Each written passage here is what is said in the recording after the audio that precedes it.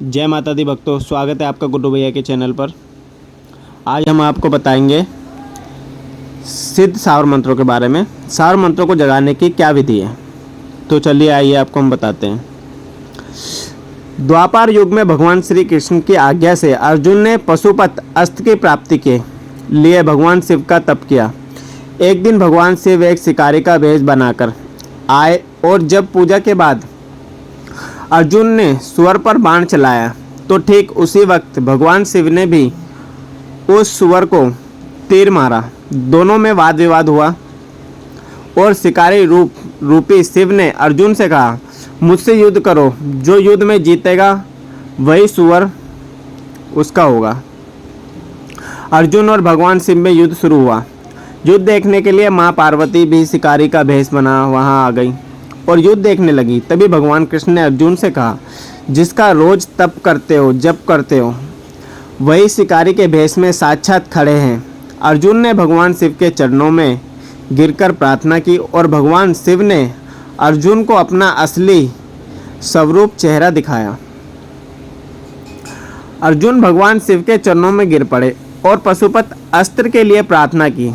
शिव ने अर्जुन को इच्छित वर दिया। उसी समय माँ पार्वती ने भी अपना असली रूप दिखाया।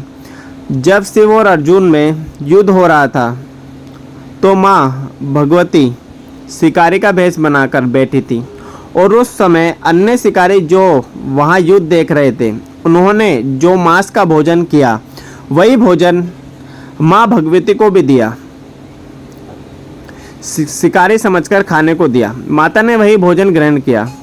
इसलिए जब माँ भगवती अपने असली रूप में आई तो उन्होंने भी शिकारियों से प्रसन्न होकर कहा, हे किरातों, मैं प्रसन्न हूँ, वर मांगो।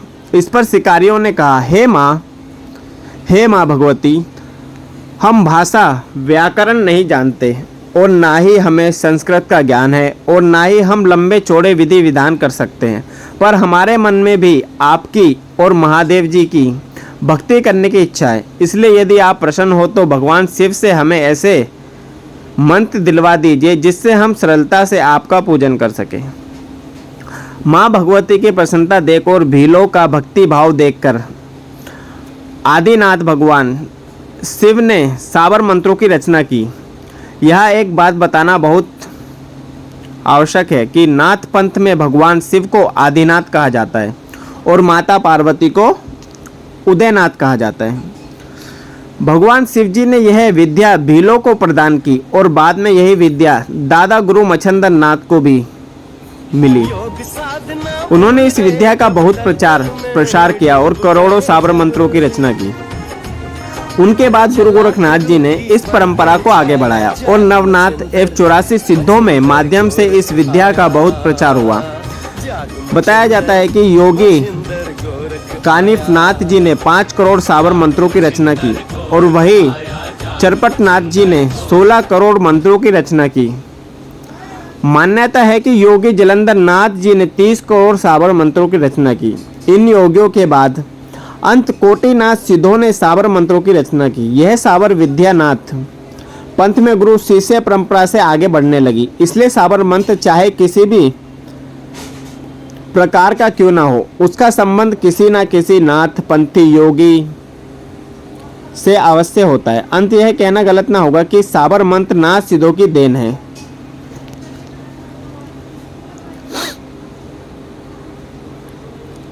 इस प्रकार के सावर मंत्र कार्य सिद्धि के लिए प्रयोग होते हैं।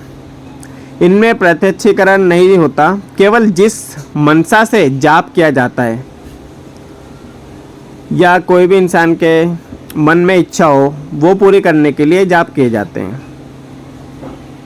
इन्हें कार्य सिद्ध मंत्र कहना गलत ना होगा। यह मंत्र सभी प्रकार के कर्मों को करने में सक्षम है। अंत इस प्रकार के मंत्रों में व्यक्ति देवता से कार्य सिद्धि के लिए प्रार्थना करता है। साधक एक याचक के रूप में देवता से याचना करता है।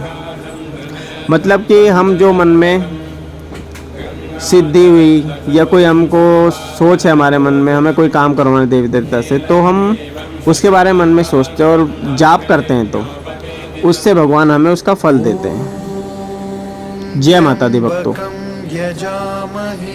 चैनल को सब्सक्राइब करें और बेल आइकन को दबाएं। जय माता दी भक्तों। पूर्वारुकमिव बन्धनात् मृत्योर्मुक्षीयमामृतात्। ॐ